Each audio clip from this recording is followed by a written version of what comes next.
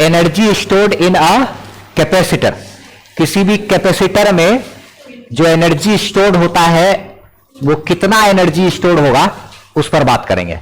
जैसे कैपेसिटर का जो काम है वो क्या है, चार्ज को स्टोर करना और इलेक्ट्रिक पोटेंशियल एनर्जी को स्टोर करना, यही ना कैपेसिटर का काम है। तो चार्ज ठीक है, चार्ज पे बातचीत किए, Q बराबर CV ना, C equal to Q by V, Q बराबर CV, ठीक है। Capacitance into potential of capacitor, ये होता है क्या, चार्ज, कितना चार्ज उसमें आएगा। अच्छा ठीक है, लेकिन अभी हम लोग को बात करना है कैपेसिटेंस वगैरह से अलग थोड़ा सा कि energy stored in a capacitor. 5 marks का ये सब चीज पूछने वाला चीज है बोर्ड में, सीबीएसई हो, बिहार बोर्ड हो, सबके लिए अच्छा इंपॉर्टेंट है। तो चलो देखते हैं, हम लोग बात करते हैं कि किसी भी कैपेसिटर में कितना एनर्जी स्टोर होता है, ठीक है। तो ये देखा जाए एक पैरेलल प्लेट कैपेसिटर से ही हम लोग पढ़ेंगे। ये एक कैपेसिटर है, इनिशियली जो है, इनिशियली एट t बराबर 0 चार्ज जो है, चार्ज Q इक्वल टू इस पे 0 है, शुरू में इसके पास कोई चार्ज नहीं है अभी, ठीक। अब हम लोग क्या करेंगे, इसको धीरे धीरे कैपेसिटर को चार्ज करेंगे। तो कैपेसिटर को चार्ज करेंगे, थोड़ा थोड़ा इस पे चार्ज देंगे, देते देते देते फुल चार्ज इस पे कर लेंगे, ठीक है। शुरू में इसका चार्ज क्या है, 0। अब फाइनली इसके पास चार्ज जो आ जाएगा वो कैपिटल Q चार्ज आ जाएगा, ठीक है। और किसी भी समय जो चार्ज की जो मात्रा है उसको दर्शाने के लिए हम लोग छोटा q का इस्तेमाल कर रहे हैं। मतलब ये बोलेंगे कि छोटा q जो है ये बराबर 0 है, कब, शुरू में। यही छोटा q बराबर हो जाएगा किसके, कैपिटल Q के, कुछ टाइम के बाद जब फुल चार्ज हो जाएगा तब। यानी कि चार्ज का वैल्यू 0 से कहां तक, कैपिटल Q तक जाएगा। और इसको हम लोग जो चार्ज करेंगे वो थोड़ा थोड़ा चार्ज इस पर देंगे, dq चार्ज दे दे करके धीरे धीरे धीरे धीरे धीरे धीरे इसको फुल चार्ज कर लेंगे, ठीक है। अच्छा, इस पर पॉजिटिव चार्ज डेवलप होगा और इस पे नेगेटिव चार्ज। फाइनल इसके ऊपर जो चार्ज आएगा वो फाइनल चार्ज होगा इस पे प्लस Q, इस पे, यानी कि चार्ज ऑफ कैपेसिटर फाइनली हम लोग इसको अच्छा इतना बना देना है, ठीक है। अच्छा, फाइनली जो है वो क्या हो जाएगा, चार्ज का वैल्यू कितना हो जाना है, कैपिटल Q। फाइनली चार्ज को हम लोग क्या करेंगे, कैपिटल Q। शुरू में चार्ज का अमाउंट 0, ठीक है। अच्छा, अब यहां पे होगा क्या उस पर बात करते हैं। पोटेंशियल एनर्जी आएगा कहां से, हम लोग एक बात जानते हैं कि पोटेंशियल एनर्जी का संबंध अक्सर वर्क डन से रहा है। पहले कई बार हम लोग बातचीत कर चुके हैं कि एक ऑब्जेक्ट को यहां से उठा के यहां तक लाएंगे, जितना वर्क किए वही इसके क्या ग्रेविटेशनल पोटेंशियल एनर्जी के रूप में स्टोर हो गया। फिर हम लोग पढ़े हैं कि एक चार्ज की मौजूदगी में दूसरे चार्ज को इन्फिनिटी से उठा करके लाते हैं, जो सिस्टम बनाने में वर्क डन किया गया, चार्ज का सिस्टम तैयार करने में जो वर्क डन हुआ वही उसके इलेक्ट्रिक पोटेंशियल एनर्जी के रूप में हो जाता है। तो ये सब चीज पे हम लोग अक्सर बातचीत कर चुके हैं कि जो पोटेंशियल एनर्जी होता है उसका संबंध किससे, वर्क डन से। अच्छा, हम लोग इस कैपेसिटर को थोड़ा थोड़ा सा चार्ज दे दे करके जो इसको चार्ज किए, तो चार्ज करने में जो हमको टोटल वर्क डन करना पड़ा वही वर्क डन इसके पोटेंशियल एनर्जी के रूप में स्टोर हो जाएगा। हम लोग इस कैपेसिटर को चार्ज करने में जो वर्क करेंगे वही वर्क इसके पोटेंशियल एनर्जी के रूप में, इलेक्ट्रिक पोटेंशियल एनर्जी के रूप में क्या हो जाएगा, स्टोर हो जाएगा। तो हमारा लक्ष्य ये होगा कि हम लोग इस कैपेसिटर को चार्ज करने में कितना वर्क डन करना पड़ा वो वर्क डन निकाले, यही लक्ष्य है हमारा। और जब वर्क डन आ जाएगा तो फाइनली लिख देंगे कि दिस वर्क डन इज क्या, potential energy of the capacitor, ठीक है। तो हम लोग चलो दिमाग लगाते हैं इस पर, ठीक। तो नाउ हम लोग क्या करेंगे, थोड़ा थोड़ा सा इस पे चार्ज देंगे, dq दे करके फुल चार्ज इसको कर लेंगे, ठीक है। अच्छा, वर्क डन dw क्या लिख दिए कि dq चार्ज से कैपेसिटर को चार्ज करने में किया गया वर्क डन है dw। मतलब dq का मतलब होता है थोड़ा सा चार्ज और dw का मतलब थोड़ा सा वर्क डन। थोड़ा सा चार्ज लाने में थोड़ा सा वर्क डन करना पड़ा ना। Work done in charging the capacitor by dq charge is dw, है ना इस वेरी स्मॉल चार्ज, ये क्या है, वेरी स्मॉल वर्क डन ना, very small amount of charge, ठीक है। और ये क्या हो गया, हाँ वेरी स्मॉल वर्क, बहुत ही छोटा सा वर्क करना पड़ा हमको। अच्छा ठीक है, आगे बात करते हैं। तो जब इस पर शुरू में किसी भी इंस्टेंट पर जो चार्ज हम लोग क्या दिए, dq चार्ज है, ठीक है, dq चार्ज करने में हमको dw वर्क करना पड़ा। अच्छा ठीक है, एक बात हम लोग जानते हैं कि चूंकि v इज इक्वल टू होता है क्या, work done by charge, v यानी कि वर्क भागा चार्ज, पढ़े है ना, v इज इक्वल टू क्या, w बाय q, पोटेंशियल बराबर होता है वर्क डन बाय चार्ज। कभी पढ़े थे हम लोग इलेक्ट्रिक पोटेंशियल स्टार्ट करते समय शुरू में। अच्छा, तो v इज इक्वल टू क्या, w बाय q। तो यहां पर देखो तो जो पोटेंशियल जो होता है वो पोटेंशियल क्या कहलाता है, पोटेंशियल क्या है, work done per unit charge, work done per unit, यानी पोटेंशियल किसी भी पॉइंट का वो तो फिक्स रहता है, ठीक है, वो फिक्स है, ठीक है। चाहे हम लोग इसी में इसके लिए हम लोग ऐसा लिख सकते हैं कि पोटेंशियल बराबर क्या, वर्क डन कितना है मेरा dw और चार्ज मेरा क्या है dq। जब यहां पे dw dq करेंगे तो यहां dv नहीं लिखेंगे, ठीक है, काहे कि पोटेंशियल जो होता है वो तो किसी भी पॉइंट का अपना फिक्स मान है, कोई भी पॉइंट पर यूनिट चार्ज के लिए जितना वर्क डन करना पड़ता है वो उस पॉइंट का पोटेंशियल होता है, और हर पॉइंट का अपना अपना एक फिक्स्ड पोटेंशियल होता है। जब एक बात जैसे, अच्छा यहां पर जो पोटेंशियल की बात करेंगे तो यह हमारा कैपेसिटर के लिए डिफाइन होगा, वो पॉजिटिव प्लेट और नेगेटिव प्लेट का पोटेंशियल का अंतर, ठीक। अच्छा, हम लोग एक बात ये चीज जानते हैं, ये formula v is equal to work done by, एकदम यहां पे क्या लिखे, v इज इक्वल टू थोड़ा सा वर्क डन किए और थोड़ा सा चार्ज दिया। अच्छा, इसी पे थोड़ा सा और आगे बढ़ते हैं, इसी चीज को देखो तो ऐसे लिखते हैं, v is equal to dw by dq। तो इसको हम लोग ऐसे लिख सकते हैं, v इंटू डी क्यू बराबर क्या, dw, देखो तो है ना, इस dq को क्या किया, इधर गुना में कर दिए, तो v इंटू डी क्यू बराबर क्या लिखे, dw। अच्छा, तो अच्छा इसी को जरा सा dw is equal to v into क्या dq ऐसे लिख सकते हैं, है कि इतना बात एक ही है। अच्छा, एक बात और जानते हैं हम लोग, क्या जानते हैं, क्या जानते हैं एक चीज, चूंकि c इज इक्वल टू होता है q बाय v, इसीलिए v इज इक्वल टू क्या लिख सकते हैं, q बाय c, इतना तो इसमें तो कोई आपत्ति नहीं।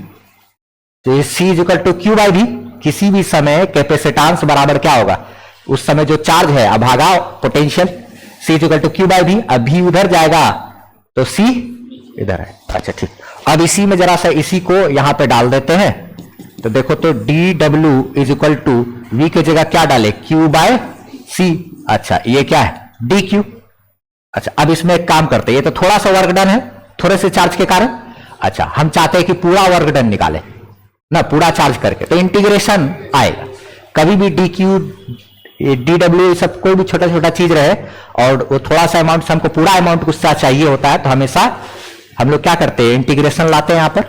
अच्छा, तो यहां पे हम लोग एक काम करेंगे, इंटीग्रेटिंग, हाँ बोथ साइड, दोनों तरफ क्या करेंगे, इसका इंटीग्रेशन करेंगे।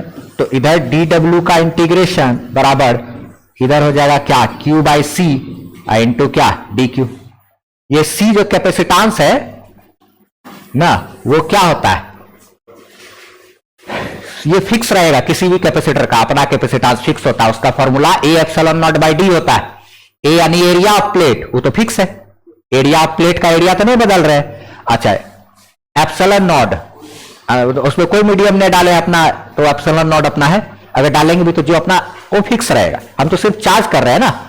अच्छा, उसके बाद d, A epsilon naught by d यानी प्लेट के बीच की दूरी, तो वो भी नहीं बदल रहे, तो कैपेसिटेंस हमारा फिक्स रहता है, कांस्टेंट टर्म है, हम कैपेसिटेंस को बाहर निकाल सकते हैं। यहां dq बता रहा है कि सिर्फ q वेरिएबल है, ये छोटा q जो है इसी का अमाउंट बढ़ेगा, शुरू में इसका अमाउंट है 0, इसी छोटा q का अमाउंट फाइनली क्या हो जाना है, कैपिटल Q, यही चार्ज हो जाएगा। तो हम लोग इधर से dw को इंटीग्रेट करके क्या लिखेंगे, w यानी कि वर्क डन जो हमको निकालना है, इधर 1/c जो कांस्टेंट टर्म है उसको बाहर निकाल लिए, q और क्या लिखे dq, आगे work done is equal to देखो तो 1/c, इस पे कुछ नहीं तो पावर 1 है। अच्छा ठीक, तो हम लोग करेंगे उसका काम। अब इस एक में जो इंटीग्रेशन करेंगे हम लोग, इस Q का वैल्यू कहां से कहां तक, 0 से कैपिटल Q तक। चार्ज का अमाउंट जो है वो शुरू में क्या है, कैपेसिटर 0 चार्ज है, और फाइनली उस पर कैपिटल Q चार्ज हो जाना है। तो इस पे कुछ नहीं तो पावर 1 है। इसका इंटीग्रेशन कैसे करेंगे, पावर में 1 जोड़ते हैं और जोड़ के जितना है अपना से भाग देते हैं। और लिमिट का काम क्या है, 0 और कैपिटल Q को ऐसे ही लिख देंगे, नहीं? अच्छा ठीक है, जो वर्क डन हम लोग का आएगा 1/c, ये 1/c, तो 1/c जैसे का वैसे छोड़ दिए। इधर देखो तो क्या हम लोग करेंगे, इनटू में क्या है, Q²/2। अच्छा, इसमें लिमिट तो 0 और क्या है, कैपिटल Q। तो जरा देखो, work done is equal to 1/c into इस Q के जगह पे क्या करेंगे, एक बार ऊपर वाला डालते हैं माइनस एक बार नीचे वाला। अच्छा, तो यानी कि कैपिटल Q का ²/2 माइनस 0 का ²/2। इधर 0 वाला कहानी खत्म, सिर्फ यही बचेगा। तो work done is equal to क्या हो गया, Q²/2c। इधर का कहानी तो क्लोज। तो वर्क डन इतना आया, इसी को क्या बोलेंगे, दिस, क्या लिखे, this work done will be stored as electric potential energy of capacitor. यही वर्क डन जो है कैपेसिटर के इलेक्ट्रिक पोटेंशियल एनर्जी के रूप में जमा हो जाएगा। तो इसी को हम लोग इलेक्ट्रिक पोटेंशियल एनर्जी का रूप देंगे, यानी इसी को लिखेंगे, क्या लिखेंगे, देयरफॉर ये U is equal to Q²/2c। ये जो U है ना, U, इस U से हम लोग डिनोट करते हैं इलेक्ट्रिक पोटेंशियल एनर्जी को। याद रखना ये सिंबल, ये U से हम लोग शायद पहले भी बातचीत कर चुके हैं। यही हमारा क्या है, इलेक्ट्रिक पोटेंशियल एनर्जी। चैप्टर 2 का तो लगभग एंड पे हम लोग इसका नोट्स भी हम ऐसे प्रोवाइड करेंगे अपना वेबसाइट पे, ठीक है? किसी को छूट उठ गया होगा तो वहां से मिला करके लिख सकते हो। अच्छा, तो पोटेंशियल एनर्जी Q²/2, ये तो हमारा पोटेंशियल एनर्जी निकल गया, ठीक है? इसी को चाहे तो हम लोग किसी और रूप में भी लिख सकते हैं। किसी और रूप में लिखने का क्या अर्थ हो गया, इसी चीज को नोट करके एक छोटा सा बात, कि इसमें ये तो कैपिटल Q क्या है यहां पे, हियर, Q बराबर charge of capacitor, charge of capacitor. अच्छा, और C हो गया क्या, कैपेसिटेंस ना। अच्छा, एक चीज देखो, तो इसी फॉर्मूला को हम थोड़ा सा घुमा फिरा करके कुछ और रूप में भी ला सकते हैं नोट में। पहला एक बात तो देखो, तो U is equal to Q²/2c है, तो Q²/2 into C is equal to क्या लिख सकते हैं, Q/V। C is equal to क्या लिख सकते हैं हम लोग, Q/V। तो Q से Q वो कट जाएगा, Q से Q कटा। अच्छा, तो इसको क्या लिखेंगे, 1/2 इंटू ऊपर में एक Q रहेगा और ये V नीचे से ऊपर चला जाएगा। तो यानी कि पोटेंशियल एनर्जी बराबर हाफ QV भी होता है, ठीक? अच्छा, यानी कि मान लिया जाए अगर हमको पोटेंशियल एनर्जी पूछा और सिर्फ चार्ज और पोटेंशियल दिया रहेगा तो ये फॉर्मूला यूज करेंगे। अच्छा ठीक है, अगर हमको चार्ज और कैपेसिटेंस दिया रहेगा तो ये फॉर्मूला यूज करेंगे। इसी में थोड़ा सा और अगर बदले, U इज इक्वल टू क्या है, Q²/2c है ना। अच्छा, तो इसमें देखो तो हम लोग Q को क्या लिख सकते हैं, क्योंकि C is equal to Q/V, इसीलिए Q बराबर क्या लिख सकते हैं, CV। तो U इज इक्वल टू इसके जगह पे CV का स्क्वायर और बाय क्या, 2c। तो U is equal to C square कहा गया, हाँ, C²V² बाय क्या, 2c। C और C का एक तो कट जाएगा, तो 1/2 C और V², 1/2 C और, ये तो अपने से कर लोगे इसको, तो तुम अपने से एक बार C को एक बार Q को लिख के खुद से भी कर सकते हो। U इक्वल टू क्या, 1/2 CV²। ये भी थोड़ा सा फेमस फॉर्मूला है, ठीक है? आगे चल के एक अब देखो, अब हम लोग जो कैपेसिटर पढ़े ना, कैपेसिटर में जितना फॉर्मूला पढ़े हैं ऐसे ही सेम टू सेम फॉर्मूला सब हमको आएगा। एक टॉपिक है चैप्टर नंबर 6 में, चैप्टर नंबर 6 है, उसमें इलेक्ट्रोमैग्नेटिक इंडक्शन पढ़ते हैं। एक सोलेनॉइड आता है और उस सोलेनॉइड का एक नाम होता है इंडक्टर। तो जैसे यहां पढ़े हैं कैपेसिटर, यहां CV² आया, वहां पर एक फॉर्मूला आएगा इंडक्टर में हाफ LI²। मुझे बात हम क्या कहना चाह रहे, जैसे देखो चैप्टर 1 2 जैसे पे पढ़े वैसे ही डिट्टो आगे का चीज भी होना है। अब जो हमारा चैप्टर 1 2 ये हो गया, अब हमको एनर्जी डेंसिटी से बताना है। थोड़ा एनर्जी हो गया, अब हम बताएंगे एनर्जी डेंसिटी। तो जैसे मास डेंसिटी होता है मास बाय वॉल्यूम, डेंसिटी बराबर मास बाय वॉल्यूम, उसी तरह से एनर्जी डेंसिटी होता है एनर्जी बाय वॉल्यूम। ठीक है, तो इसी में हम लोग अब जरा सा निकाल लेते हैं एक चीज, एनसीईआरटी में दिया हुआ है। ठीक है, ये तो हम लोग डेरिवेशन किए ना, तो ये हो गया एनर्जी स्टोर्ड, ये ठीक है। इसका अलग अलग एनर्जी का अलग अलग फॉर्मूला, 3 फॉर्मूला है, ये और ये। तो तीनों फॉर्मूला को अगर एक जगह लिख दे तो हम लोग यहां पे ऐसे करके कलेक्ट कर सकते हैं। Potential energy of capacitor half CV² बराबर क्या, हाफ QV बराबर क्या, Q² बाय 2C। यही हो गया। तीनों फॉर्मूला किसका है, एनर्जी ऑफ कैपेसिटर का।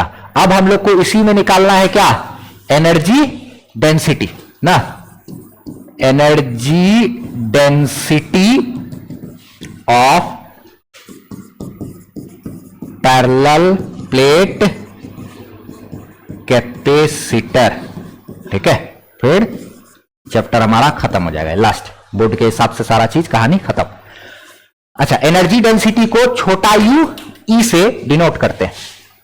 ठीक है, अच्छा तो अब इसको देखो तो जरा सा कैसे निकालेंगे। तो इसमें एनर्जी डेंसिटी क्या हुआ है ना, एक बार देखे हैं बिहार बोर्ड हो या सीबीएसई बोर्ड में अक्सर क्या पूछ देता है, अगर पूछना हुआ तो कभी कभी एनर्जी ऑफ कैपेसिटर तक पूछा, ठीक है, नहीं तो क्या अक्सर पूछा है, एनर्जी ऑफ कैपेसिटर बोलेगा निकाल ले, और बोलेगा क्या कि साथ ही साथ एनर्जी डेंसिटी भी निकाल के दिखाइए। तो डेरिवेशन में हमको जहां तक चल रहे हैं वो प्लस ये करना होगा, एक ही साथ पूछा हुआ है एक साथ।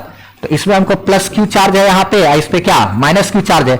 अच्छा, इसका जो प्लेट का एरिया क्या है, ए, एरिया ऑफ प्लेट, हम लोग जानते हैं बात, दोनों प्लेट के बीच की दूरी क्या है, डी, ये हमारा डिस्टेंस दोनों प्लेट के बीच का हो गया। अच्छा, इसके बीच में हम लोग और क्या क्या चीज जानते हैं, यहां पे इलेक्ट्रिक फील्ड तो फैलेगा ना इस तरह से, क्या प्लस चार्ज है और यहां पे माइनस चार्ज है, यहां पे इलेक्ट्रिक फील्ड बराबर Q by A epsilon naught, ये सब कुछ याद है ना। अच्छा, यहां पे ठीक है, तो हम लोग को निकालना है क्या, एनर्जी डेंसिटी। तो एनर्जी डेंसिटी बराबर होगा क्या, एनर्जी बाय वॉल्यूम। जैसे मास डेंसिटी बराबर mass by volume, energy density energy by volume. अच्छा ठीक है, तो एनर्जी हमारा क्या है, Q² बाय 2C। अब बाय वॉल्यूम की बात करें तो देखो कैसे होगा, अगर ये इस टाइप का है ना प्लेट, तो यानी कि एक क्यूबाइड जैसा हम लोग बात कर सकते हैं, घनाभ के जैसा, क्यूबाइड जैसा, जिसमें क्या है, ये एरिया, एरिया का मतलब क्या हो गया, लंबाई चौड़ाई, ठीक, और यहां से यहां तक ये इसका ऊंचाई जैसा ऐसा कुछ जो भी। तो LBH एरिया इंटू डिस्टेंस, हमारा उसका क्या निकलेगा, वॉल्यूम निकलेगा ना, ये गुना ये एरिया, और अब ये वाला गुना करेंगे, तीनों चीज गुना कर देंगे तो क्या आ जाएगा, हमारा वॉल्यूम आ जाएगा। तो हम लोग क्या करेंगे, एरिया इंटू क्या, distance, area of plate into distance between them, ये हमारा दे देगा क्या, वॉल्यूम। एनर्जी बाय वॉल्यूम, ये हमारा एनर्जी डेंसिटी हो गया।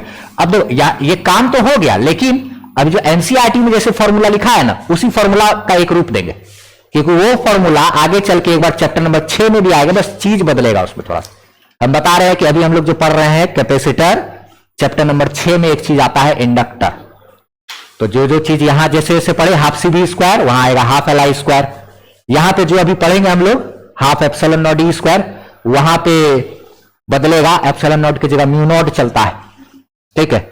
और यहां इलेक्ट्रिक फील्ड अगर आता है तो वहां पे मैग्नेटिक फील्ड आता है, तो थोड़ा थोड़ा बदलेगा। लेकिन अगर ये याद है चैप्टर 2 कैपेसिटर वगैरह हमारा किया हुआ है, तो चैप्टर नंबर 6 थोड़ा आसानी से गुजरेगा, नहीं तो कष्टदायक हो जाएगा, ठीक है।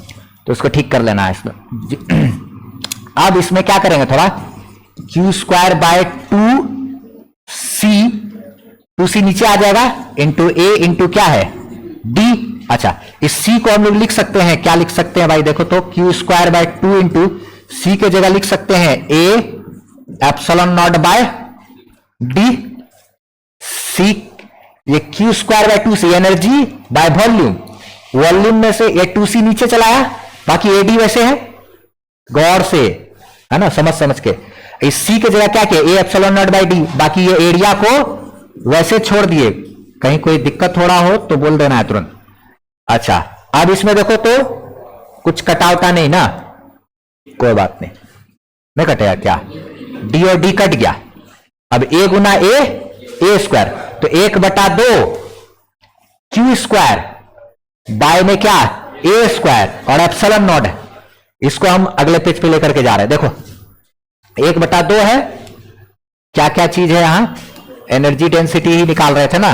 1/2 है, ऊपर में क्यू स्क्वायर है और नीचे में ए स्क्वायर है और एप्सिलॉन नॉट है। देखो यही ना एनर्जी डेंसिटी, क्या, तो 1/2 हुआ, ऊपर में क्यू स्क्वायर है ना, नीचे में ए स्क्वायर और एप्सिलॉन नॉट, तो ए स्क्वायर और एप्सिलॉन। अब यहां पे एक चीज देखो, यहां पे एक काम करेंगे, अपने मन से एप्सिलॉन नॉट से ऊपर नीचे गुना कर रहे हैं। यहां तक मेरा आंसर छोड़ सकते थे कि एनर्जी डेंसिटी ये होता है, ठीक, लेकिन इस फॉर्मूला को एक अलग सा रूप देना चाह रहे हैं, एक सिंप्लीफाई कर रहे हैं थोड़ा सा, ठीक है। जो एनसीईआरटी में है वो यहां तक पहुंचा देंगे और वही फॉर्मेट हमको याद रखना है आगे, क्या कि वही फॉर्मेट चैप्टर नंबर 6 में आएगा।